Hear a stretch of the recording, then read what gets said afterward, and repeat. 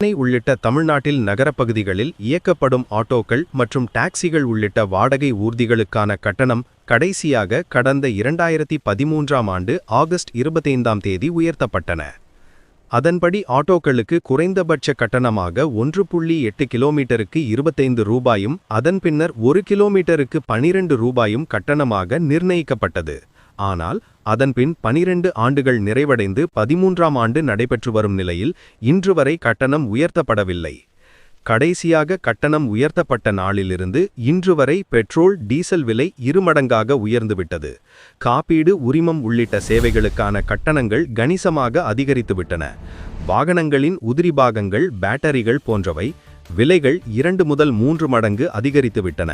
மேலும் பழுதுபார்க்கும் கட்டணங்களும் 10 மடங்கிற்கு மேல் உயர்ந்துவிட்டது. சார்ந்த பிற தொழில்களான ஆட்டோக்களை தயாரிக்கும் நிறுவனங்கள், அதிக வட்டி வாங்கும் ஆட்டோ ஃபைனான்சியர்கள், ஆட்டோ இன்சூரன்ஸ் நிறுவனங்கள், மெக்கானிக், டிங்கரிங் பொதுமக்கள் இவர்களுக்கு ஒருபடி மேல் ஆபத்திலும் அவசரத்திலும் இருக்கும்போது ஆட்டோக்காரர்கள் கடவுளாக தெரிகிறார்கள். ஆனால் இந்த ஆன்லைன் ஆட்டோ புக்கிங் ஆப்ஸ்களால் வருமானம் போதாத காரணத்தினால் 10-20 சேர்த்து தாருங்கள் என்று கேட்கும் பொழுது தீவிரவாதிகளைப் போலவும் கொள்ளைக்காரர்களாகவும் ஏமாற்றுக்காரர்களாகவும் இவர்களுக்கு தெரிகிறார்கள்.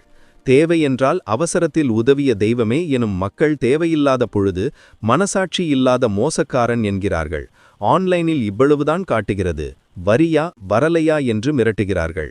ஐயா வாருங்க, வரலையா, வரலனா போ, இன்னொரு ஆட்டோ புக் பண்ணா வரும், அப்படி என்று தெனாவாட்டாக பேசுகிறார்கள்.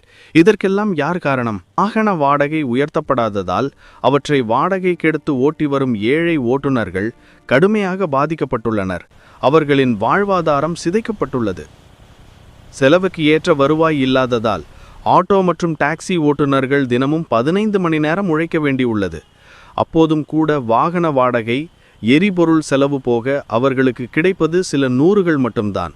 இதனால் ஆட்டோ ஓட்டுநர்கள் 3 வேளையும் உணவு உண்ண முடியவில்லை.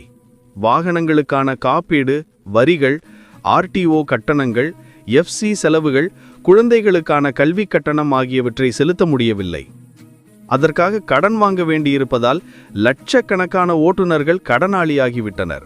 மேலும் இயல்பை விட அதிக நேரம் உழைக்க வேண்டியிருப்பதால் ஓட்டுநர்களுக்கு உடல் நலக்கேடு ஏற்படுகிறது. அது மட்டும் ஆட்டோவில் பயணிக்கும் மக்களுக்கும் இடையே மோதல்கள் ஏற்படுகின்றன.